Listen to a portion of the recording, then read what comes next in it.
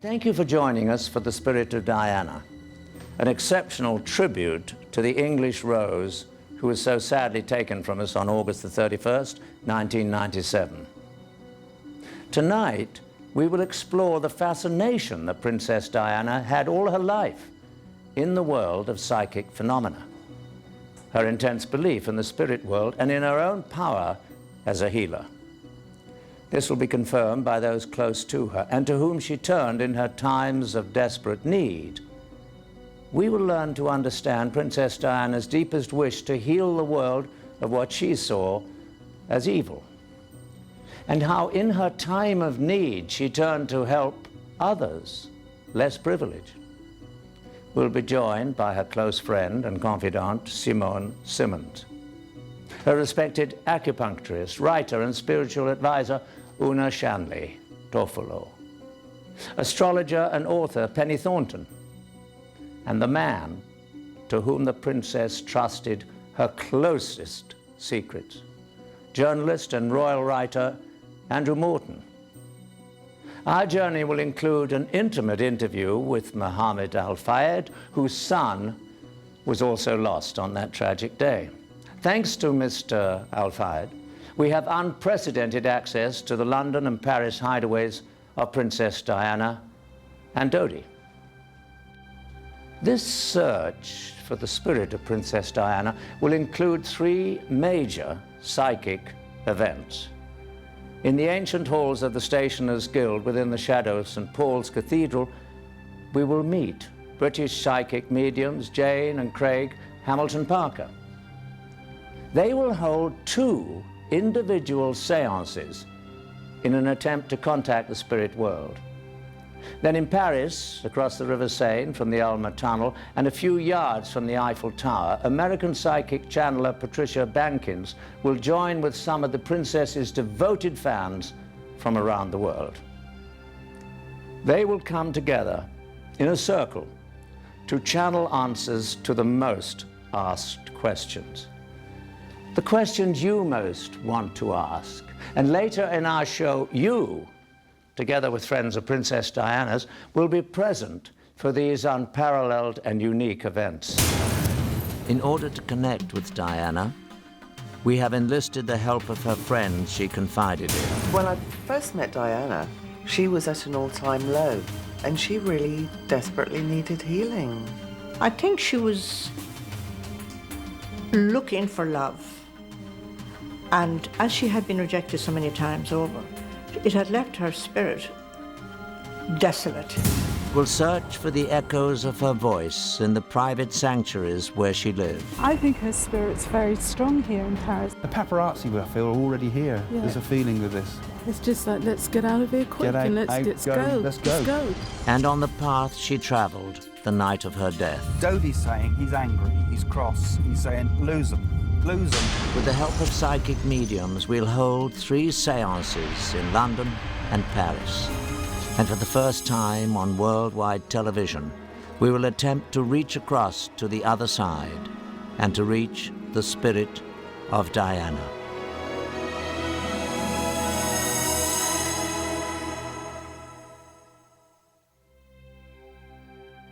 In preparation for the seances that you will see later in this program, it is very important to show you how Princess Diana was on a spiritual journey.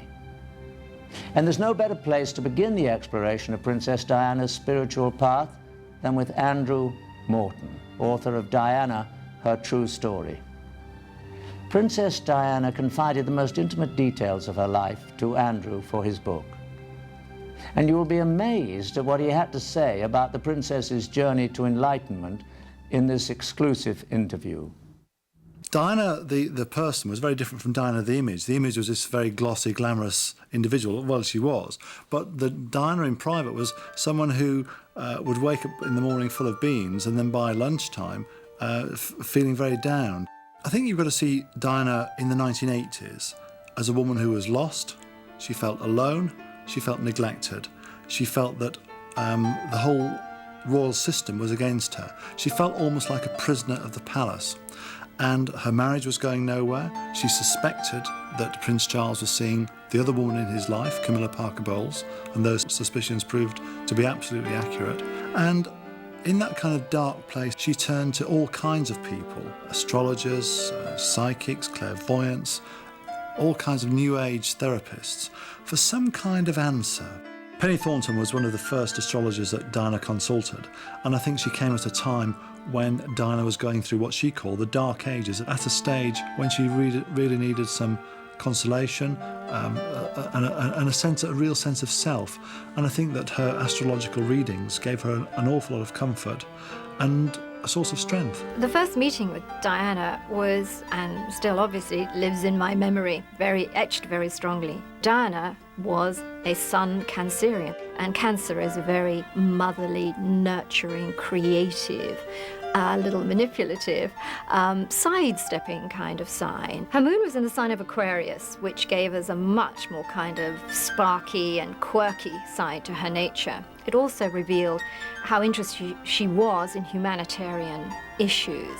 In fact, it was the moon in Aquarius that made her very emotionally unstable. During that time that we were together and the subsequent times, one of the things that we really did discuss was the idea that her suffering was great, and that one of the ways to deal with that is to go out and help people who are suffering. So you use the very thing that you're troubled with, you use it as a gift and help others, and that helps you work with your own situation. Her spiritual interest was a quest for understanding and knowledge, that it was difficult for her to perhaps gain enough of that knowledge and wisdom to be able to turn aspects of her life around. Well, she was too young. I mean, she didn't have long enough. Princess Diana was no stranger to the psychic world. In fact, a séance to contact her spirit seems to follow her own personal philosophy. We've done everything in our power to assure that our séances will be successful. Later on in the program, our team of psychics, Craig and Jane Hamilton Parker, will retrace the very last hours of Princess Diana's life. The psychic energy that they've tapped will provide some fascinating insights into those final hours.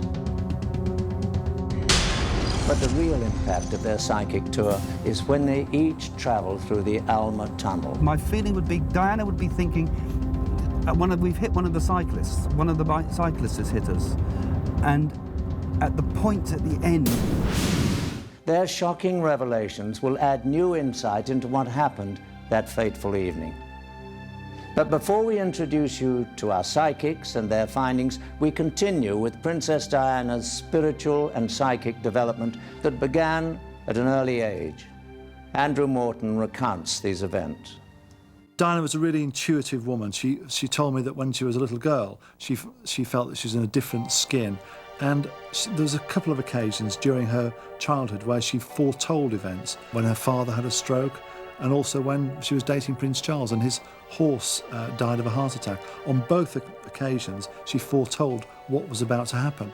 Have you ever wondered why there are so many pictures of Princess Diana placing her hands on people's heads or simply reaching out to touch other people's hands? Would it come as a surprise to you to know that Princess Diana was actually trying to heal the very people she touched?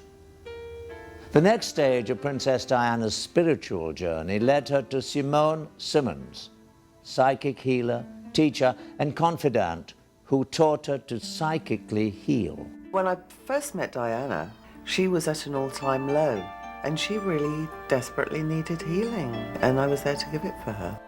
After healing Diana physically, Simone helped Diana heal her home. One of the first things Diana asked me to do when I went to Kensington Palace was to do a clearance there, which was to get rid of all the bad energies and the dross, the emotional dross that was hanging around, and any bad spirits that might have been lurking in odd corners.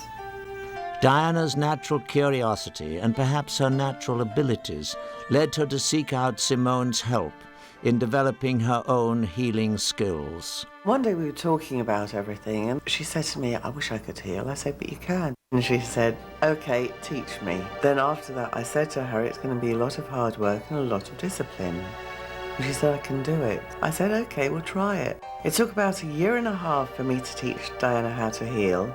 And what I was teaching her was to use the visualizations to channel her energies properly. Diana was a natural healer. She was phenomenal. She's the only person that I know of and that I've seen in the public eye who has used their power to help people with no benefit to themselves whatsoever. She didn't do it for any kudos for her. She shone little lights in the dark corners of the world and gave people an awareness of things they didn't know. The next person who guided Princess Diana along her spiritual path was Una Toffolo. Una is a former nun who nursed the sick and the dying in India during the same period that Mother Teresa began establishing her mission. I suppose my life was a very full one. My aspiration was always to go on the missions and to go to India or to go to China, somewhere anyway. And when I met acupuncture for the first time, I was absolutely, this is the end of my journey. I had all my life been looking for something which would rule out drugs and go back to a natural way of living, because as a child I had learned all those natural things from my father, and along the way I found that they were no longer available or used. Una then retired from the religious life to become a nurse. It was while working at the American hospital in Paris that she was asked to care for the Duke of Windsor, former King of England. He was a very modest man. He was absolutely amazing. Born before his time, wonderful gentleness about him. Una was there when the Duke was visited by the Queen just before he died. So it's no wonder that Princess Diana would turn to such a caring and trusted person like Una Toffolo for spiritual guidance. It was Diana herself who telephoned me on, I think it was about the 5th of September, 1989, I think, and asked me would I come and look after her or see her. When I arrived, she was in her dressing gown, in her bare feet, because she loved to run around in her bare feet. And she was happy that I came, but was also very curious to learn all about acupuncture. And as whoever I'm treating, I always explain what I'm doing and where it started and a little bit the history of acupuncture. And for her, she was very excited because it was something new. And that's where our trip started. From the very first day, and I wrote it in my diary, I said, Diana is destined for great things. She knew about spirituality and she had it within her, but she wanted to learn more about it. But not only spiritual, but also how to look at people and how to help them. I think she was looking for love. And as she had been rejected so many times over, it had left her spirit desolate. She was like in a desert, a spiritual desert. And when I talked about Mother Teresa and my being in India and revealed to her that I had been a nun for 20 years, she absolutely loved the whole concept of it and couldn't wait to meet Mother Teresa. Princess Diana, from that first contact with Mother Teresa, was totally taken by the whole system, and her love for the little children really started there. She had a capacity to understand people at a glance. And just to see Diana enfold in her arms these little children and their happiness and hers.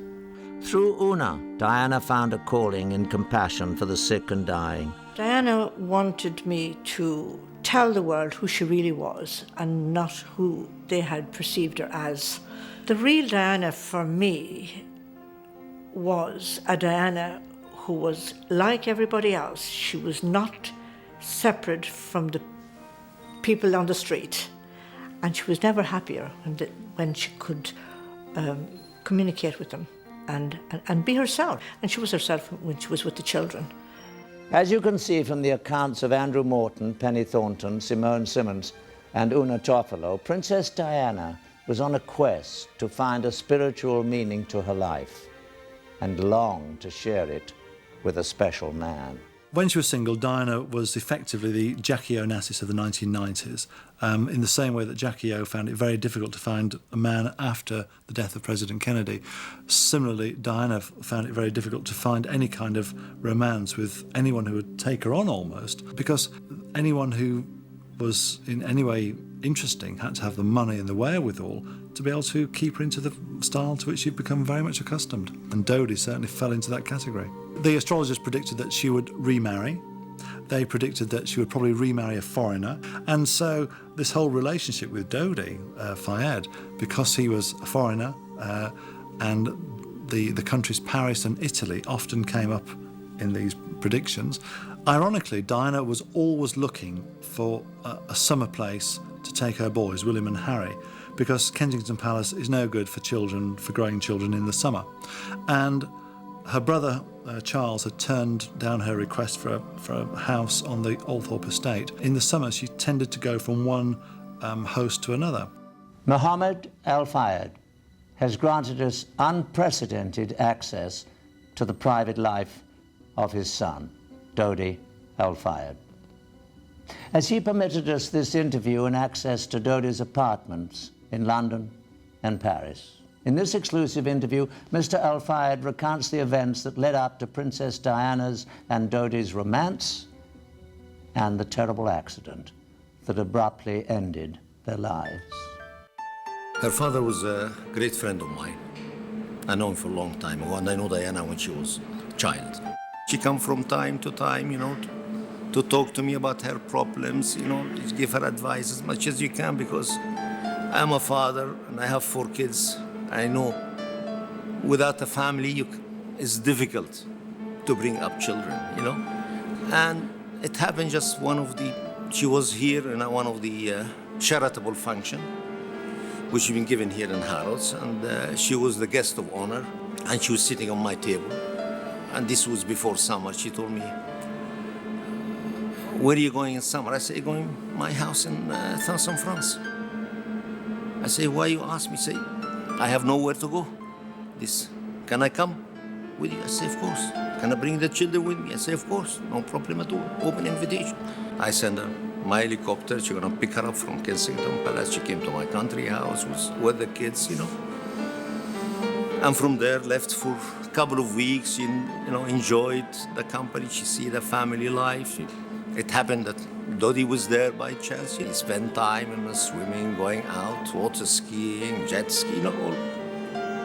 And it happened just they click, for no reason, You can't just make things happen, They met each other a long time. They've been together, But things which no one can control, And that's how the story started. Often the way to Diana's heart was through her children, and any man who showed any kind of interest in the children found a shortcut to Diana's heart. And Dodi was a young man who liked children, showed an interest in William and Harry, went jet skiing with them, went swimming with them. Diana was very attracted to that. She finds the safety and the happiness to be connected with Dodi. And Dodi was such a gentle person, very human, down to earth. And just, I can't believe that I lost him. Very difficult, very difficult. But not everyone agreed with Mr. Al-Fayed's assessment of Princess Diana's romance with Dodi. Definitely, marriage was going to happen. Engagement ring was there. They choose their engagement ring together. They're going to declare their engagement on Monday. The night their life been taken away. There are various theories about this romance with Dodi. One is that she was madly in love with him and that they were going to marry, and hence the appalled reaction of the British establishment, the prospect of a Princess of Wales marrying a Muslim. The other theory is that she was trying to get her own back on Hasnat Khan, a doctor, a heart surgeon that she'd fallen in love with, and she wanted to make him jealous. And she wanted to make him jealous by publicly parading this romance with Dodi. Was Dodi the love of her life? I think he could have been. I don't know that he was right at that point, but I think he could have been. I think she hoped perhaps it was. Hope's different than reality. I would consider that Dr. Khan was the person that she really fell in love with. It was a total coincidence, Diana meeting Dr. Khan, because he had come into the little room where Diana had arrived to see Joseph 5 minutes before, and I presented him to Diana. And that was a great moment when she actually said to me, "Isn't he lovely? He's dropped down dead gorgeous." And she was bitten, really, by that look of concern on Hasnat Khan's face. And he was such a great man. If Diana would have been alive now, I'm pretty sure she would have ended up marrying Hasnat Khan. She loved him, he loved her. It was a 2-year relationship. And there is absolutely no evidence, well, all the evidence points to the fact that they would have got back together. While Diana was with Dodi, she phoned up Hasnat's family every single day. She still adored him, and she was with Dodi to make him jealous. She was very confused, and she kept trying to find someone that would ground her or give her a sense of wholeness, because she was in, it wasn't being shattered, but she was in too many little pieces. Diana was a pure romantic, and she always said she'd have been very happy being Mrs. Hasnat Khan, even though I said to her, "You could never be plain Mrs. Khan. You will always be the mother of the future King of England." My own view is that Diana tended to flit from one man to another in this constant quest for love, for happiness, for security. And if it hadn't been for that car crash, I think that Dodi now would be consigned to the annals of royal history. Was Princess Diana in love with Dodi? We hope that our seances tonight will answer that question. It's time to meet the psychic who will be conducting one of the seances, Craig Hamilton Parker. I discovered I was psychic when I was a young child. I started to see lights around people's head, what we call the aura, and I was quite sensitive, and particularly sensitive to the feeling of my dead grandfather in the room. Mediumship works in a number of ways. It's really an inner knowing. It's a little bit like the way an idea will come into someone's head. We don't know where it comes from, but an idea just comes out of the blue, and we tend to get a combination of the senses. Psychic mediums work very differently. Some will be sensitive, some will hear, some will see. I believe my main function is as a clairaudient, actually the hearing of the spirit. A lot of people ask the question, how can you tell the difference between your own thoughts and the thoughts that are given to you by the spirit world? But you learn this over a number of years, and you realize that your own thoughts are very different and perhaps have a different quality to those that are being given to you from another source. It takes many years of practice until one actually begins to be able to differentiate between the two types of thinking. In order to shed more light on the relationship between Dodi and Princess Diana, we went to Dodi's London apartment. Mr. Al-Fayed has graciously granted us access to tape here. This apartment has not been altered since Dodi's death. We have asked Craig Hamilton Parker for his psychic impressions of this personal glimpse into the life of Dodi Al-Fayed. There's a lot of sadness on the family pictures. You can see he was close to his father. The magazines he would have read. The sweets, I see he likes lollipops. And his father on one side of the room, and on the other Diana. And toys. Toy aeroplanes, toy cars. One of the nice things seems to be so much family feel to this place, and the little boy picture still with quite a strong dominant position in the house. And so this is Dodi's office, and where he worked, his desk, where he's obviously busy, and I'm very interested to see the toys on the floor as well. Obviously, Dodi was also a man that liked to have a bit of fun, definitely. And I'm sure that must have been one of the things that Diana must have loved about him. Cheerful sides of a person's personality, and yet at the same time a very sad vibration to this room. Well, for me, this has been one of the most interesting parts of the whole vigil so far. Dodi's flat I found a little bit disturbing in some ways, because it was with the music playing in the background of the Quran, the atmosphere of the place, of everything is just as it was before. It was very touching. It's nice that it's there as a memory, and I'm sure the family get great comfort going there to feel their connection with the presence of the spirit of Dodi. And although not there all the time, I feel when the need is there, Dodi's spirit is certainly in that very luxurious flat. Craig gives us some very interesting insights, but I think the real questions have yet to be answered. We have met Craig Hamilton Parker in the previous segment. Now we have the opportunity to meet his wife, Jane, also a psychic, who will conduct the other séance in historic Stationers' Hall in London. My grandmother first communicated to me from the age of 13 when she passed over to the spirit realm. I was very, very upset and very, very beside myself because I loved my grandmother so much, because I wasn't allowed to go to the funeral. And as I was sobbing, I saw a bright light in the room, and I suddenly looked up and I felt and saw my grandmother and said, "I haven't left you, darling. I haven't left you. I've just stepped into the next room." And it made me so happy, so very happy. I tried to ignore my psychic gift for many, many years. All I really wanted to do was work with children or work with animals.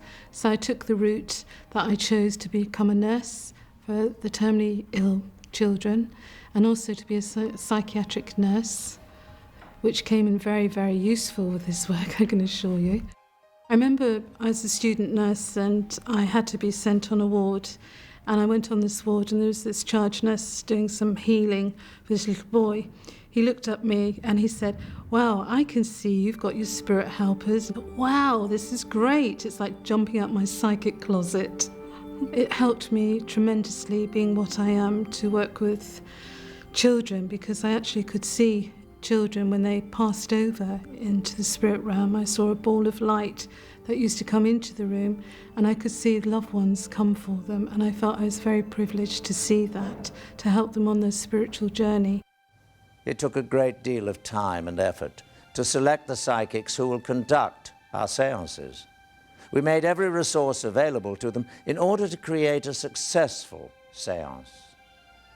Earlier in the week, we sent Craig and Jane Hamilton Parker to Paris to retrace the final hours of Princess Diana's life from the Ritz Hotel to the Alma Tunnel.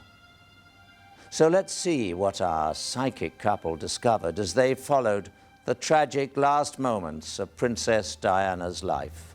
When Jane and I went on the quest to follow the footsteps of Diana, I felt many interesting vibrations from the places, and also sometimes the closeness I feel of Diana being with us. I think her spirit's very strong here in Paris, and it's as if I feel this is where she walks. I feel her energy, I feel her love, and I just feel, also with Dodi, I just felt it has good memories. I think he found her a lady that is got such a sense of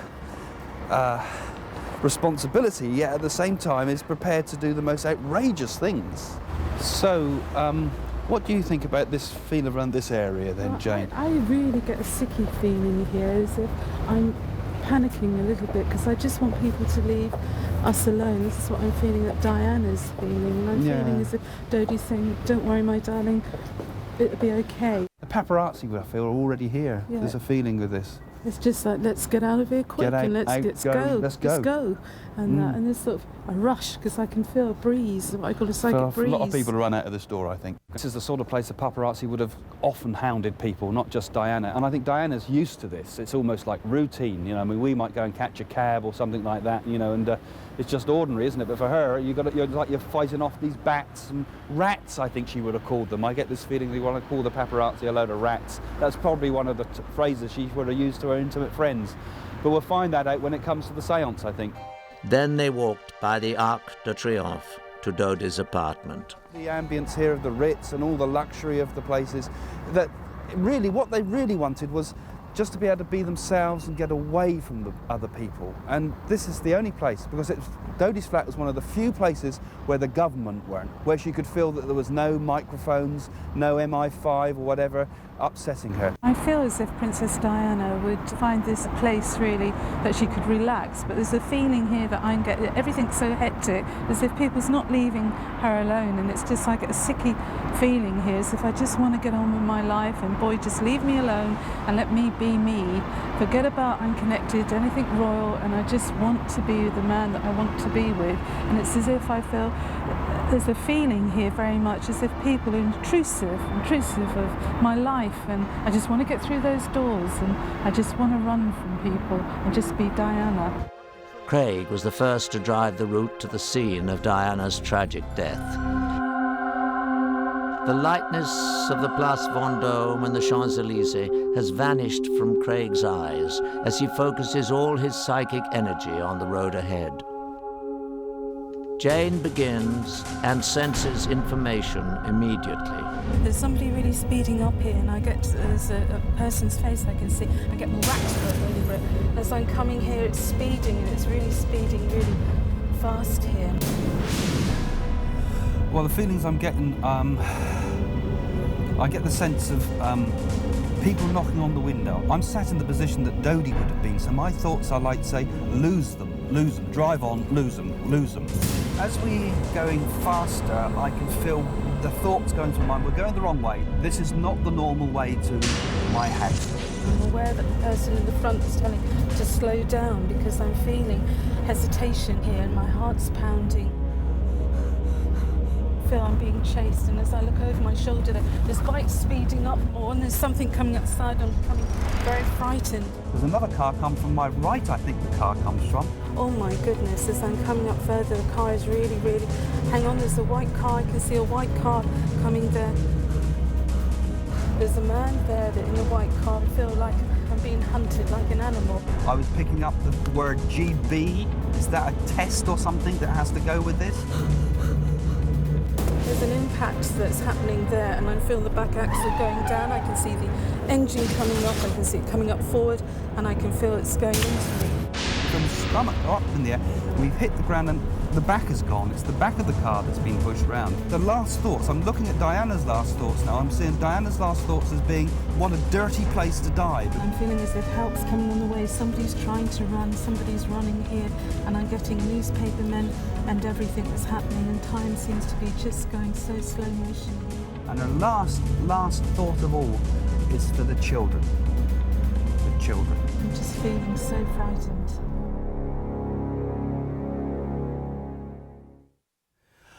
I felt Diana's presence was with us the strongest just before we started filming, as we sat in the Ritz, tuning in to connect with her. I felt her say, yes, it's okay, I'll do this with you, I'll be there. The psychic energy perhaps was at its most intense as we came through the tunnel. I felt a sense of disorientation, a sense of horribleness.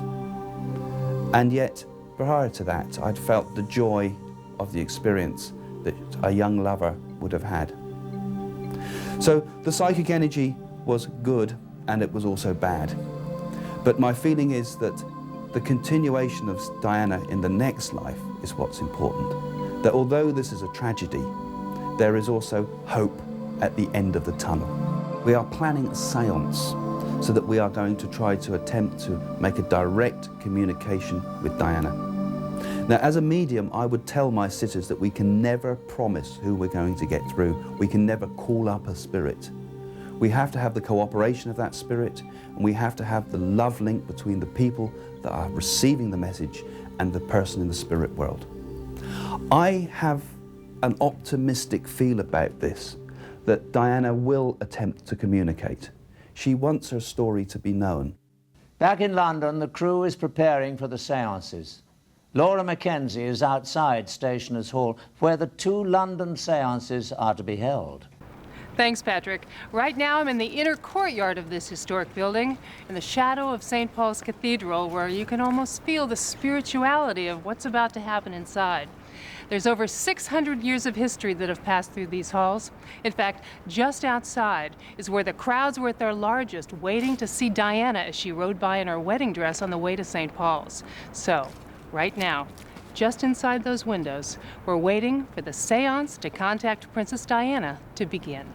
Jane has just arrived at the hall to conduct the first of our 2 London seances. We have instructed Jane to arrive just moments before the seance is to begin, to ensure that she has never met any of the people who are sitting at the seance table. She's making her way to the seance room. Jane is greeting the people at the table for the very first time now. Let's identify the participants who are sitting at this reading, so the viewers will know who Jane and hopefully Diana will be talking to. That is Elke Salvador. We know that Elke did not know and has never met Princess Diana. Next to Elke is Tom Corby. He was a royal correspondent for the Press Association who covered the princess for more than 7 years. Next to Tom is Philip Godfrey Knight. He and his partner were paid a surprise visit by the princess. And the last participant is Lynn Francis, founder of an HIV/AIDS center in Zimbabwe. All right, we're in the control room. Okay, stand by, everybody. The director has cued Jane. Well, thank you very much for all coming today. It's a pleasure to meet every single one of you. And I'd really love you to send your thoughts up to loved ones on the other side. Think of me as a switchboard. Don't just nod your head or don't just say yes or no, because you're talking to real people in the world of spirit. So if you please close your eyes now, and we'll send our love up. We'll send our love up to the spirit realm, and we ask for them to use me as a communicator and to bring Princess Diana through. We ask for nothing but truth and the vibration of love and any message that she has for the world or for any of you here today. God bless you. I'd like to come to the gentleman there. You may open your eyes. I feel very much as if Diana wants to touch your hand. May I touch your hands? I want to thank you for your good work. I feel she's saying what you've done on the earth plane. I feel that also I want to touch this lovely lady here. And may God bless you and that your health improve, because I feel Princess Diana is saying thank you. I don't know if you've been working for children or anything associated with AIDS. I want to thank you very much. I'm getting very much that she's showing me Africa, she's showing me children, she's showing me the Red Cross. Does that mean anything to you, darling? Yes, very much, yes. Thank you, because I feel that as I'm looking at you, I feel that your health, she's showing me, is going to improve. Oh, good. You nearly wasn't here. Would you understand that? Yes, I nearly died in December. I was in a coma. Not your time, too much work, and because I feel we've got a shining light. I feel as if Princess Diana's thanking you. Would you understand that? She's putting a little baby on your lap there. Would you understand that? I do very much. She took in her arms a little baby with AIDS in Zimbabwe. I was working at the orphanage where that little baby was. And for us, I'm HIV positive myself, and for us, she touched the people that nobody would touch. I want to touch you from Princess Diana, and I want to say to you that she loves you very much. And would you understand about a little baby girl? Would you understand about baby girl that passed? Yes, I do. She's with Diana. Oh. And there is nuns there with her as well. Right. Okay, yes. Keep the good work up. Philip, can I take your hand, please?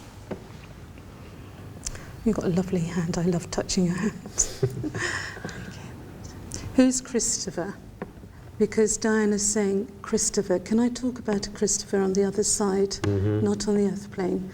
They're having a ball over there, darling. They're having a ball. Could you Christopher being his middle name. Right. Let me just see.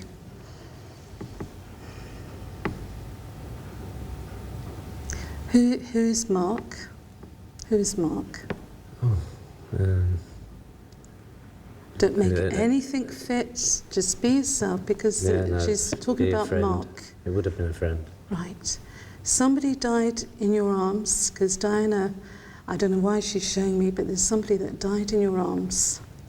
And I feel there's been a passing, and I feel it's somebody's passed over less than 9 months. Would you understand that, please? No, I'm Yes, you do. lost. Yes, you do, because they're saying yes. Okay, let me just see. Because time's nothing in the spirit world. It's everything here. Everything here. All right. Why are they showing me a lighthouse, the spirit world?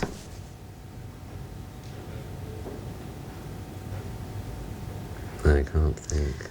What is Brighton? What is Brighton? I used to live in Brighton. You know what the lighthouse is. That's what Diana's saying to me. He knows. Because I don't know where the hell you come from. She's just saying No, that. I lived in Brighton. She's I talking used to about live in Brighton. Brighton. Now, you're doing some good work here, I'm being told, also on the earth. Would you understand that? I have done, yeah. Right. Okay. Somebody's just knocked a bottle and a glass over. Why am I getting that? I've just stopped drinking. God bless you. Diana's definitely with you. Going to work through you. You've got lots of good work to do. This is personal messages I'm going to give to each of you. And then we're going to bring some more information through. Would you understand that? Yes, I do. Well done. Well done. Why do I keep getting a flash gun with you, the man with the cheeky face? Tom? I don't know. I thought of Lighthouse. It's the Lighthouse charity. Well, there's a lighthouse coming here, because I'm seeing things visually. And I feel Diana is very much putting her arms around you, because I don't know what you've done, but you've done something good here. I've tried to be myself, but I've been around... What is services? What's the services mean to you? I was a national serviceman. That's good enough. That's what we like to hear. Because I feel as if I'm getting very much as if she's trying to dust you down. Would you understand that? Why are we getting a little box here placed on the table with the initial D? Who does that belong to? It's not what you're doing. She's putting some cakes on the table. Who's associated with cakes? I'm a waitress, so... That's good enough. Are you trying to study for something? Yes, in a way. Why am I seeing... why is the spirit world talking about an actress? Because I want to do that. Right. I felt very much as she's saying to me that she did love Dodi. Would you understand that? Yes. A lot of people were telling untruths about me, that I wouldn't have married him and that, but I want you to know all I wanted was a man to walk beside me that loved me. Right. What is the scar tissue she's talking about, please? Scar tissue? Is it you? Because you're all over the place, sweetheart. Stay with me. She's on about the scar tissue. Would you understand that reference to that? Leave it. Yes. I was bitten by a snake in Zimbabwe in September last year, and I have a very large wound on my leg, which is just beginning to heal now. I had to have skin grafting on it, and it's been giving me a bit of a problem recently. Because I feel a lot of healing going out to you, because I feel Diana's trying to give you, look after you. Would you understand that? Yes, I do. Okay, show me. I don't know why she's talking about your earrings there. Does that mean anything to you? She's on about earrings, and she's trying to give you earrings.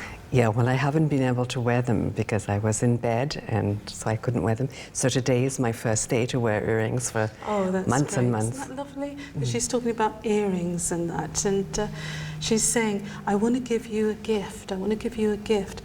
Now, you must have a special photograph of her, because she's talking about a photograph, and I keep getting a Red Cross. I don't know why she's showing me the Red Cross. Yes, she visited Zimbabwe. Right. I work quite closely with the Red Cross, and she visited an orphanage that I was doing nutrition work with, and she held a little boy with HIV there, and there's a beautiful photograph of her, at that orphanage with that little boy. Because she's saying, I wanted children before they left the earth plane to know they were truly loved. And I wanted them to leave to know that they were quite safe, because I wanted to feel safe and I wanted to be safe for them. Yes, they felt that Diana loved them, you know, that she wasn't just there for the cameras, but that she actually, she touched them when other people wouldn't hold them or touch them. She's also saying when they cried, I cried, you know. Yes, she did. I cried when they cried because it was so sad, and I was trying to touch the cheek and feeling, how can I help you? What can I do for you? She did cry there with those children. I cried, and I cried their pain. Talking about your grandchild.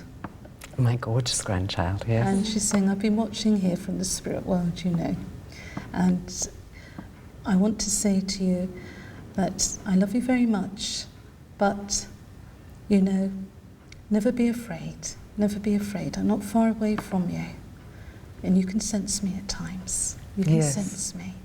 Have you felt somebody blow on your face, or somebody you felt touched you? Yes, I think she's very important in the spirit world in Africa. Yes. And that's a strange thing for a country like Zimbabwe, which has no tradition of royalty, but they took Diana as their own, as somebody that cared for them as people. Yes. When she died, people were devastated because they felt that she actually cared for the children in Africa. So many coincidences have happened to you, haven't they? When people mention Diana's name, she's saying things happen. Is that Just true? recently, yes. And because she's saying, I was there, I arranged it, like I've arranged today. Like I've arranged Which today. happened yesterday. Would you understand that? Yes, I would. Okay, Yes. thank you. And she's talking about Prince Charles, that she did love him. And she was so sad how things turned out. I think that's accepted, yes. And she's saying, but, you know, I couldn't live a lie because I just wanted to be happy, and that's how I felt I should be happy. I'm getting a headscarf put on her here, and it's like she wants to be an ordinary person going into somewhere having tea and cakes, and, you know, people are saying, you look like Princess Diana, you know. She said, really? You know, and she found that reference funny. Does the name James mean anything to you? James. Yes, as a journalist, James. Well, apart from the obvious, yes. Was a piece of clothing, did the princess give you a piece of clothing or something? She's talking about clothes. Clothes. Not me personally, but what's the clothes mean? I think for the children in the orphanage. She's showing dresses, clothes, because she wanted them to look special. So I put the children's home that she visited was extremely poor, and they had almost nothing, and the children didn't have smart clothes to wear, and I think she's probably trying to give them those now. I think she also facilitated them getting a donation that gave them all new clothes. She's bringing these clothes, but she's saying, you know, I want to come and reach out, and I want to tell you, she's saying that it doesn't matter if you didn't know me and had afternoon tea with me. Would you understand that message? I can come and have tea with you now, she's saying. She's talking about Mr. Al-Fayed. He was very kind to her. She's saying very kind. All right. She doesn't want to go too much into details, but she's talking about she's met up with Margot, whoever Margot is. Who's Margot? Princess Margaret. I've met up with Margot. She quite liked her. That's the name. Margot. I met up with Margot. What's her name for her? Margot. And a lot of healing had to go out to her. There's a little baby that she's talking about, that her friend that lost a baby, and I don't know which one that's, but I'm seeing a baby, and I'm getting initial, looks like C. I don't know what the C means, because all these things mean something from the spirit world. Okay, let me just see. It's a foreign name. Try me again. I can't get my tongue around that. It's a foreign name. And I've got a little baby, and there's a blessing on this baby's grave there, because she's talking about my friend's babies with me. I don't know who it is, but that's what I'm being told. Would you understand that? I know, yes, I understand that perfectly. I know who that is. What does that mean? It means Rosa Monckton, whose child, I think it was a little girl she lost, is buried in the Diana's garden in Buckingham Palace. And it's private. It's very private. it is intensely private. Because and also Diana was godmother to Rosa's other little girl who was born with Downs, Dominica, who I've had some... Where's the sea? Where's the sea? The spirit was drawing a sea. Mum. Was should have that baby been cremated but was buried instead? I don't know why they're showing me. And it's, I'm not sure whether it's the ashes or whether it's... I don't know. It's just talking about... But it's certainly in Diana's garden in Buckingham Palace. It's private. It's a private thing, and there's a blessing there because that baby's with her. That baby's with her. Would you understand? Because she loves the babies. All right. Okay. She's talking about her father, and she's saying, my father met me and I threw my arms around him because I missed him so much. I missed him so much. And she's saying he hasn't got his stutter anymore. She's on about stutter. Does that make sense? Okay. Now she's showing me letters, and I know what she's talking about, and I'm not going to mention the name, but they should be destroyed. Because that's where they deserve. Okay. Who's Whittaker? Who's got the surname Whittaker, please? Who's Whittaker? She's talking about Whittaker. Okay. Who's Whittaker? James Whittaker. She's poking her tongue out. She's having fun here. The great squash tomato, she used to call him. She's talking about... Or was it strawberry? I can't remember now. Whittaker. Because of his red ski suit. Oh, she's talking about Whittaker. Give my love to Whittaker. Whoever that is. I'll tell him. All right, give my love. Okay. I'm going to close down now, and I'm going to ask you all to close your eyes. Princess Diana, I thank you from my heart, and I also thank the spirit world for allowing us today to communicate with you. I bless you, Princess Diana, and I know you're happy. I know you're doing your work, and I thank you so much for coming today and joining us. Peace forever. Fascinating.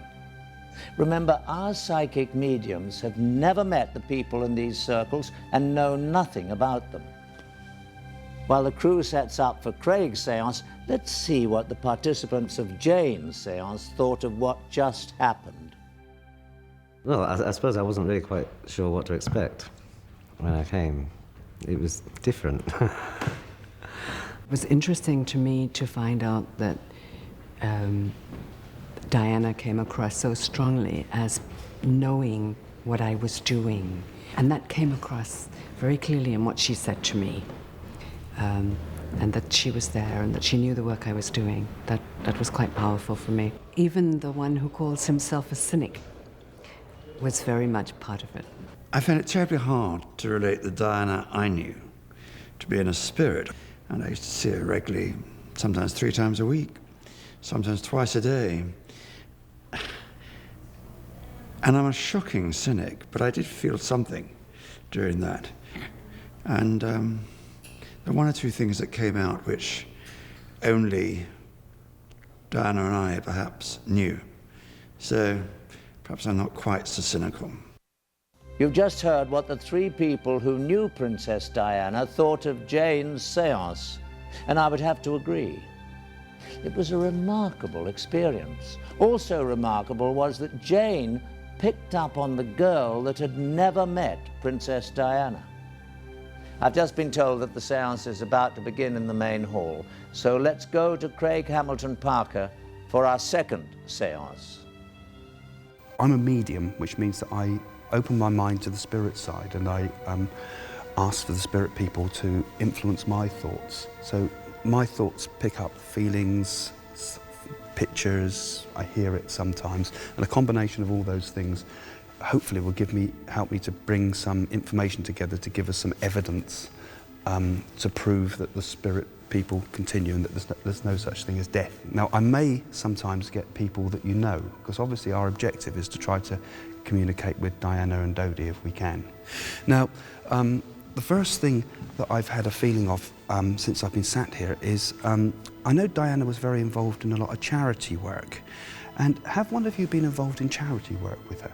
Yes, I was. There was heated conversation that she would have pushed information about, that she would have liked you for your willingness to say you're wrong. And I feel that sometimes she put you on the spot. I think it might link with somebody who's here at the table, but not with me. Well, she's taken me to America, and New York in particular. I'm a New Yorker. You're a New Yorker, okay. Well, I'm linking with you then. I must be still with yourself. Have you also had connections also around the film industry yourself? Yes. How I got involved with Diana was through someone who had to do with film. Right. I still get this feeling that you would always speak very straight with her. Oh, I did speak very straight. When I spoke to her, it was actually very funny. But straight? You could put a point. It was you very didn't straight, yes. always have to agree with her. That's what I feel. Well, I mean, it wasn't that often, but it was extremely straight and actually very funny. Because that's funny that you said that. Because it appeals to her mischievous side, you know. Because she's got this mischievous side. I mean, that's actually very funny. Have I got a similar feeling with yourself too, that you've had some connection on a movie sort of level or something? Definitely not movies. So I feel we have to plan what's going to be said. Yes. Would that make sense? And I feel like I want to tear the script up and do things more spontaneously. I worked in the food industry, which is very much a presenting industry to people. And there was always an adaptability when you got to... Right, so can I say we're changing it all? It must be the menus I'm tearing up then. Yeah, and we change everything all the time. And it must have been absolutely infuriating for you. And you're all the time saying, yes, that's fine, that's fine. And she knew the person behind it all. Did you actually do something where you would perhaps... I get the feeling of like showing, almost saying, I'll show you how to fry an egg, or something like that. The connection is that I used to deal mainly with the chefs. Right. And the chefs deal with Diana. But Diana was always there. Overseeing what they did. Right, surprises me actually. Very much a hands-on. She's doing it because she takes a genuine interest in these things. Very much so. And likes to have a bit of fun with it. Yeah. Because I think your observation of her, which would be very different to everybody has their personal observations of a person, but you would see there a very domestic sort of person. Yes. And that's the quality that you saw in her and admired most. Yes. You understood her particularly from this domestic side, this gentle side with her, didn't you? Yes. Yeah. I don't think you knew Dodi though, did you? No, I didn't. No, did you know Dodi? No. Did you know Dodi at all? I knew of him quite well. You knew of him, but you didn't meet him personally, because I had a funny feeling we weren't going to be able to get a connection directly with Dodi, because I'd really like to do that. So I've established that you're working with the food industry. I've established that you've had connections with the film industry, although there's also other artistic levels. Show business side of things. But there's also, because Candle in the Wind's been playing on my mind all the time too, so would it be possibly with the music side of it too connected here? Yes. She would want to say to you that the lullaby that you wrote is very special to her heart to this day. Yes. Wonderful. Right. One of the most important things to her is her children, of course. And I think that lullaby, again, I have to say, the lullaby that you wrote has become a memory for her and a memory for the children. And I feel that she wants to say thank you for that, because you often... Because this is very private. I mean, this was something specifically just for her that she had, and told me that when she played it in the nursery that it was... But she just wants you to know how important those little things are, because it helps in a way to build a bridge between her and her children. Because sometimes they sing that song or remember that song and it reminds them of Mum. It reminds them of Mum when they were little. And she just says, thank you for the lullaby. Okay? Yes, it's unbelievable, yes. I'm trying to ask her for a little specific little story of some sort that I can try to link with things, right? There's lots of little amusing anecdotes, I want to say, that she could want to relate to you, I feel. Something about a little bit of a feel of this place, and it's got stone walls. It's not a very modern looking building, right? There was this feeling of like solidness around me, in a very old fashioned kitchen. Certainly in the building itself. Kensington Palace. Give me this feeling of the stone steps where you worked. Yes. The steps were worn like this, and you used to work with her, and she used to come down those stone steps, right? Now, take you to the stone steps. Apartment 9 is where the princess and the prince lived. Very much so, because it was a small apartment. With a small entrance. With a small entrance. And the steps and the narrow corridor piece with the steps that are worn as you go up to it. They had a major entrance, which come off the drive. But this one would come closer to the kitchen. This one would come in from the kitchen and be a spiral staircase up into the kitchen. And that's her way, and that's where you would observe her the most. That's where I came in. And you'd hear, and you see her there too, because she's talking about... As you walk through the kitchen door, you couldn't see anything until you actually went through the door. Mm-hmm. And then the first thing you caught would have been Diana and the children, right? So that's your observation point that she's showing me of how you would, she would have your connection. Exactly right. Right? Okay. Exactly right. And at those times, you would have little glimpses of the little personal side of the life, like Diana playing with the children and things like that. Mm-hmm. And they were always asking about having a dog or something like that, and we couldn't because they were too close to the kitchen. Well, Charles had the dogs. But we weren't allowed them to bring them through. No, they weren't. That was your rule. Yeah. Right? This is what I say when she says that you have your rules. Your rule is you don't come through that way. That's my kitchen area. No dogs, thank you. And you could say that to her, couldn't you? Yes. You could be quite blunt with her, and she'd treat you on the same level. That's it. Really. She shows me a roll of paper, and there's something written on it. Was there a rolled piece of paper or something that they gave you as a thank you, which is a written, almost like a parchment roll that you roll open like the old-fashioned? There was. Right? There was. And I think that she has actually handled that. It may have been her that gave it to you, but she's had a connection with that to make sure that you got that. It was a menu that was an Italian menu. Her idea. That was special. And there was, I think there was 10 guests at that time. Mm-hmm. All these menus are hand-painted. And I was given one of them when I actually retired from... Right. There was a little memento of your time with her. Which I had framed and kept in my kitchen. So it's a little thing, but it's a specific thing that nobody could ever look up, could they? No, it's a personal thing. Personal thing to you. She says also that in your own life, she's observed that I don't know if your health's been a little bit bad of late, has it? Have you been feeling problems with your back and things? Yes, exactly right. And because she's observed that at the moment, and she's saying that she would understand that little things like that she would pick up in daily life. If she noticed you had a cold or you had a limp or anything like that, she'd say, "Go on, sit down. Go on. It can wait." She's let me see if I can get some other little things. I'm seeing papers where you connected somewhere writing. Mm-hmm. Yeah. Right, she's given it to me because she says writing. All right. Well, I saw she says writing with you. So I see. But I also see it in typed form. You're writing the schedules and things like that, and what's got to come next and what we've got to do tomorrow and things like that. Would that be right? Yes. Yes. And you were a bit like her dictaphone sort of thing, you know? She used to have a bit of a banter with you, didn't she, like that? This is what she's doing now, because she's having a bit of fun. I don't know whether she stood by looking out the window as she tells you what's what, or vice versa. But we seem to be by the light of the window. We have to move over to the window to write these things down.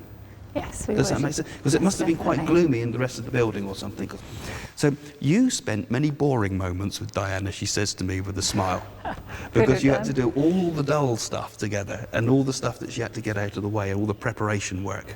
Yes. Something about sweets. Did we share sweets together? That's very, very pertinent. And she said, "Oh, can I have one of your sweets?" I always had her favourite sweets. So she's coming from the spirit side saying, give us a pear drop, will you? Yeah. Well, I always had them for her, yeah. It's the little things, isn't it? And you always remember you used to keep the pear drops in her pocket. But she used to sneak them, yes. Yeah, so she'd sneak a pear drop off you, and she would only have that when. So that's you and her little secret, right? Yeah. And something about somewhere in the Mediterranean, something about Italy. Did she say, off you go to Italy or something for your holiday or something? Yes, I went to Italy just after I met her on holiday. Right, so she met you and then you went off to Italy? Yeah. The feeling I get is a feeling of that mischievousness that she would have again, because she's done it with all of us here, really. You know, she's had a bit of fun all the time because there's been so much sadness around her death that I think what she's trying to do with this is to show that she's happy, that the same cheery side is still there, that she's still coming, made the connection. We've been seeking down the spirit of Diana, and yet she's coming with a sense of fun and sort of silly little things, really, you know, the pear drops, I can't remember what she said to you, but she said something, I forget it as I talk, but all the little things that connect between you all to show that she's there. But the feeling she gives is of being happy. And I think that if she has any message to give, it's to forget about all these theories about conspiracies and things. It just creates more pain and suffering for everybody. All that is by the by. I think she did have fears about things like being bugged. I think maybe she spoke to you about that. But all that is by the by and nonsense, most of it, I think. And her message, it's a message of love that she wants to bring. And her love goes out particularly to the boys. And if we achieve anything from this, she's hoping that the message goes to the boys to say, Mum's okay. That, I feel, is all she needs really to say. And hopefully we've established enough proof to prove that we are in touch with her to say that. And all the rest, the press must forget it. She's gone, but she's happy and she's well. Another remarkable séance. I wonder if the people at Craig's séance will be as convinced and enthusiastic as those who sat at Jane's. Let's find out. It was very interesting, though, and it was very nice to see how everybody else was going, hey, yeah, wow. That was kind of cool that happened, too, because nobody had any idea who was who and what was what, so there was nothing set up, and we knew nothing that was going to happen next. So. Oh, I found it fascinating. Certainly the questions that were being put to us, or the comments that were made to us. If your memory was 100%, you could remember every one of those occasions that he spoke about, you know, right down to the nitty-gritty in the kitchens with the children. It all made sense, you know. And the pear drops were definitely something. I mean, we used to buy them specially and have them in the office so that she could have them whenever she wanted them. And it was always, don't tell anybody, I'm not supposed to have these, you know. So that was fantastic. It actually blew my mind. There was a contact there on everything he said. You've heard it from the men and women who were there at the séances. I would have to say that the London séances were an overwhelming success, but there are still unanswered questions about Princess Diana's life. The reason we're conducting 3 séances is so that we exhaust all avenues of possible contact with the other side. The idea for the channeling tonight was to find an intimate, quiet room as close as possible to the Alma Tunnel, where Princess Diana had her tragic accident. So, to give you an idea of our proximity, this room is just steps away from the Eiffel Tower. Next to that, the River Seine. Parallel to that is the Alma Tunnel. Now, inside the room, the chairs are going to be set up in a continuous circle. The idea for the circle is to contain the flow of energy that's going to be happening here tonight. The channeler will sit in this chair. The participants will join hands in a circle around her. Now, what's different from a seance is that in a channeling, the participants will be able to ask questions tonight. So, hopefully, we'll get some definite answers. Thank you, Laura. Right now, Patricia Bankins has agreed to tell you about herself and what to expect tonight. Probably about 19 years ago, I hit what we would call a dark night of the soul, and a period where I needed to reassess my life. And in doing that, I found people would hand me books on psychism, they'd hand me books on crystals and stones, and I was at that point very skeptical about it and disbelieving. And then a friend asked me if I'd like to go see a channel, and we went to the channeling circle. I was fascinated by it, skeptical, disbelieving, and also fascinated by it. My first master teacher or spiritual teacher was a being called Master Tiamen, a little Chinese man. The first level was just to learn how to meditate, how to go into a trance state, how to work with the other dimensions or this other being. Then the next level of that was to learn how to actually lift out of my body, to have my teacher or my master, that master energy, come through the channel and come in through my crown chakra and down into my body. A medium is someone that does not leave their body. They simply, again, open up their psychic skills. A channel, or what I do is I actually use another entity to bring the information through to me. So it's like using a guide, almost, as opposed to depending on just what I sense or what I feel. Princess Diana was called the People's Princess, which is why we granted 4 women the opportunity to ask questions of Patricia and her spirit guide, Saint Germain. We still needed what our psychics call the love connection to reach Princess Diana's spirit, so we asked Louise Reid Carr, her trusted personal assistant, to sit at this seance as well. We have chosen 3 women from around the globe who loved and respected the princess to ask questions. From Vietnam, Ms. May Win Ngo. From Canada, Kathleen O'Hara. And from Paris, Martina Graham. So let's join the channeling circle as it's about to begin. So, I'm a trance channel. What I'm going to do this evening is I'm going to leave my body, and it's goofy, I know. And but I'm going to stay up. I stay up in the outer reaches of my aura, so we're about 55, 65 feet up above my body. And my master teacher, who I work with, who is Saint Germain, is going to come down through the tube above my head, and he's going to come into my body. I don't jerk around. I don't do odd and bizarre things, so don't worry about that. And you're going to actually be speaking to him directly. He's a very personable being. He's an ascended master. I end up taking my jewelry off piece by piece because as he gets closer, I start to buzz. So excuse me. The way that this is going to work is you're going to speak directly to Saint Germain. So you can call him Sir. Sometimes people call him Master because that's what he is. And he may do a clearing and a meditation, a small one. I'm not sure yet, but that's what it felt like earlier this evening when I was meditating. Because he wants to join your souls together in the circle also. So he will address, as I said, each of you individually. He may place his hand out, my hand out. And what that means is he's asking if you could place your hand in his hand so he can get a connection, an energetic connection with you, if that's okay. Okay, just breathe, it'll be fine. To your hand? To my hand, yes. Okay. Is that all right? Yes. Okay. All right. And that way he makes more of a connection with you. And we'll hope for the best this evening. We'll see if the Princess Diana chooses to join us. And if not, we'll still get some lovely information for each of you, I know, because he has access to the Akashic Records and can answer questions that you want. We'll see what happens. All right? Does that answer those preliminary questions? Yes. Yeah? I thank you all for coming. Nice. Okay. Good. Can we close the circle? Yeah. Mm-hmm. Thank you.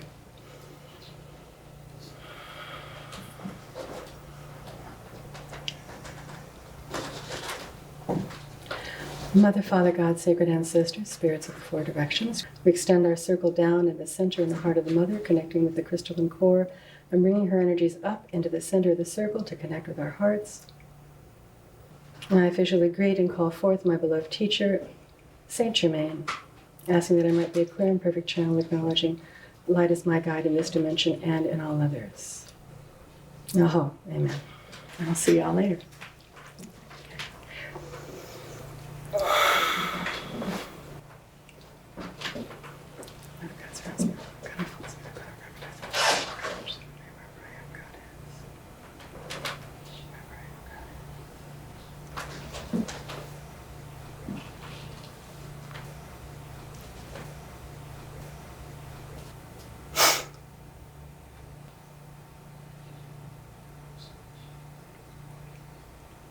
Good evening.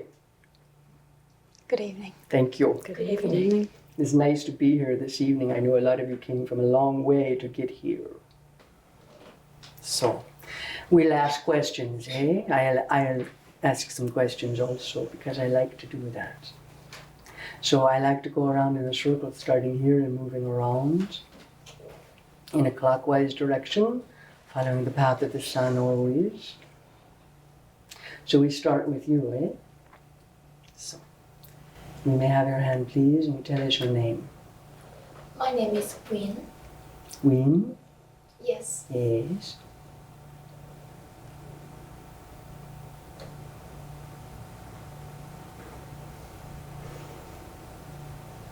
All right, thank you. And you have a question? Yes. My question is, Master, how does she feel about James Hughes' letter? And she is? Diana? Diana, yes. Angry? Was she betrayed? Yes, of course she was. But I think what we need to remember here is that she was betrayed many times by many people, by many men, but then by also many women. Eh? All right, yes, what's your other question? We'll go on a little bit, but go ahead. Could I ask a question? Yes, it's your turn, eh? Speaking of betrayal. Oui. Oh, yes. Yes. Speaking of betrayal. Tell me your name, please. Oh, Kathleen. Kathleen. I How just are want. you this evening, I'm fine. Yes? But I have a. Thank you. All But I right. have a question that has been bothering me for a long time Yes? in relation to Diana. Yes? Did Charles love her? I have my doubts. No. All right. I suppose we could say that he loved her as much as he was able to love her within the space that he placed her, do you understand?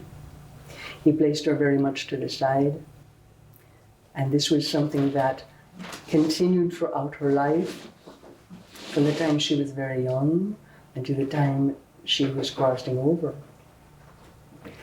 People placed her to the side, and she wanted so much for them to take her into their heart, eh? And not be public as she was in the open, in the center of everything, because it's very different than being taken into their heart, yes? So did Charles love her? He cared for her. Perhaps we could place it that way. Would that be a kinder way to place it? He cared for her, but then he also cared for his horse and his dogs. It's not a very pretty picture, is it? No. So, and you can imagine how you would feel if someone didn't care for you in the same way that you needed to be cared for. Huh? Do you have another question, perhaps, eh? Yes, Master. Yes. What about Dr. Kahn? Was that the great love of her life? Do you think his love was more sincere? No. No. Interesting, eh? It's tragic. Well, no, it's just what it is. What Diana's lesson was to learn to love herself, not in a peripheral manner, but deep within herself. So the question, I suppose, would then be, did she start to gain that knowledge before she died? Yes, she did. Why are you all here in the circle? What is the commonality in the circle? You all resemble the Princess Diana in some way, eh? And she wishes everyone well. And she wishes that everyone could hold within their hearts the love that she is able to hold within her heart now. Yes. Yes? Thank you, Master. Hello. Hello. My name is Louise. May I please?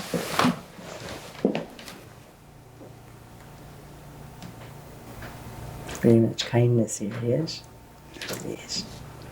Good for you. All right.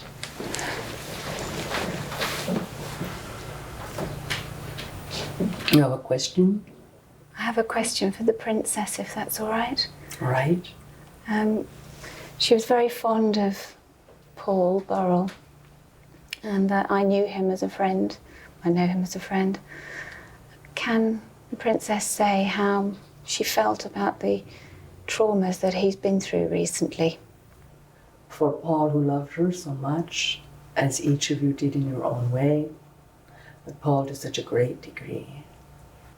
It hurt him very much to see her every time she was sad, disappointed, and betrayed yet again. And the objects that he holds, or has held, and has now had difficulty or trouble with, are objects that remind him of the sadness of that love. Do you understand? I do. Anything else? No, I'll pass over now. All right. Thank you. Thank you. Yes? My name is Martine. Martine? Me, please.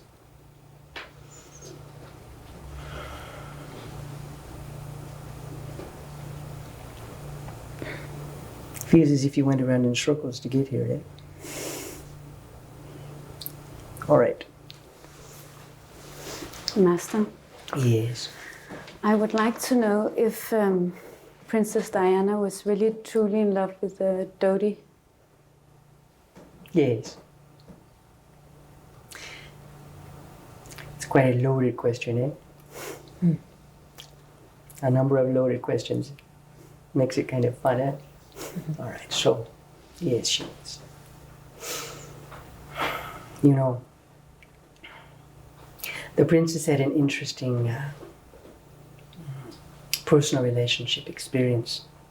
She fell in and out of love, passionately, completely, and totally. How she did it. When you ask if she was in love with Dodi,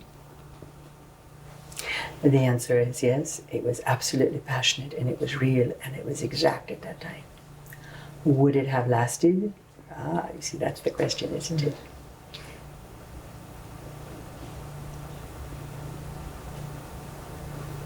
Do you want that question answered? Yes. Yes. Yes? Yes.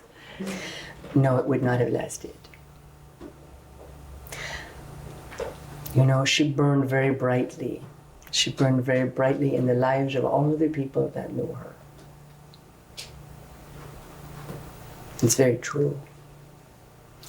And she burned very brightly and gave great joy and consideration and focus to Dodi. Something that he needed very much. Is it appropriate that they crossed over together? Absolutely. Did they have a destiny? Yes. You know. We know that somewhere in the circle, the question is also, you know, was it truly an accident?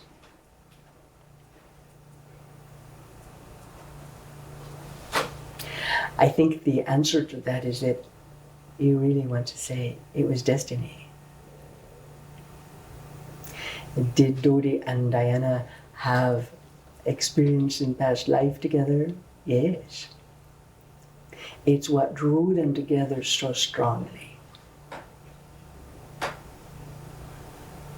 Were they destined to be together? Yes. So was it an accident or was it contrived? It was an accident. And they were meant to be together on the other side, eh? Do you understand? Mm. Yes. Do you have a personal question you want to ask also? I had another question concerning Diana and Dodi. All right. Did she want a child with him? Say again? Did she want children with him? Yes. Was she pregnant? No. Would she have had the child with him? There's a very large variable there. Because would they have stayed together long enough to have actually created a family? A very short time. and she would have been alone again. So, any more questions?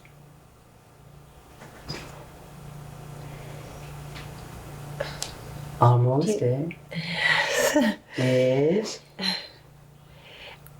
Well, you feel that she learned some lessons before she died, or she had some realization of what her life was about. But do you think she was a happy woman when she died? I mean, she was in love with Dodi, but do you think she felt her life had been a waste or a mistake or unfulfilled?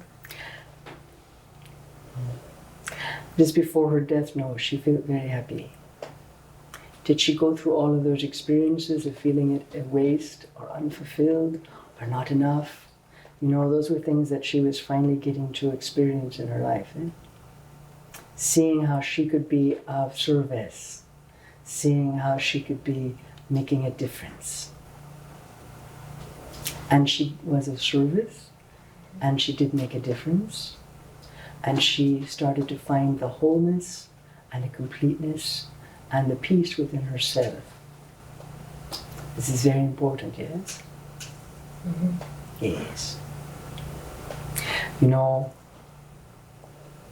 the Princess Diana showed you all how to be true princesses, eh? The princess is of service to all those that are in need. Yes, all right. So we say many blessings, great abundance, good health, and long life. Eh? Namaste.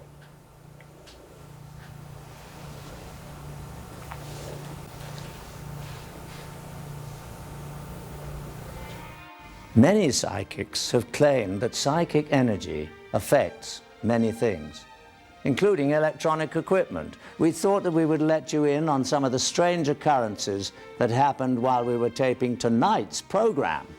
While we were taping London Seance, the main camera that was covering Jane Hamilton Parker had a strange strobing that we couldn't correct. You can see the effect when you look at the footage here. It returned to normal after the seance. While we were taping Craig's seance, Louise Reid Carr's microphone picked up a strange static that we couldn't fix together. That's very, very pertinent. And she said, oh, can I have one of your sweets? I always had her favourite sweet. The static disappeared after the seance. Then while we were taping Patricia Bankins, the camera began to act strangely. As you can see, the camera suddenly went green. It too returned to normal when she finished. Were these instances just coincidence, or was there some kind of psychic energy at play? We don't have the answer. And as it's our hope you are viewing tonight's seances with an open mind, we'll leave that up to you to decide. Thank you for being with us for this unique experience, and it is our wish that the program has reinforced your affection for Princess Diana. Our interviews were the heartfelt reflections of the people involved. Our psychic mediums and channeler had never met the people in their circle prior to the event, and no pressure was put on them by the producers. Our seances were supervised and witnessed by an academic from a British university who is a specialist in the world of psychic phenomena and seances. All statements following the seances were given freely, and no part of this event, including the psychic mediums and channeler, received any fees other than a small reimbursement to cover expenses. This program is a true and genuine account of part of the life of the remarkable, caring, and compassionate Queen of Hearts. I'm Patrick Macnee, and we thank you for watching. Diana, when she ended her life in the tunnel in Paris, was really seeing the light at the end of the tunnel. That was her freedom. That was her ticket to eternity. Don't you find it fascinating, the effect that Diana had on people? alive, both alive and dead. You know, she still is affecting the people in the world. The only person that I know of and that I've seen in the public eye who has used their power to help people with no benefit to themselves whatsoever. She didn't do it for any kudos for her. She shone little lights in the dark corners of the world.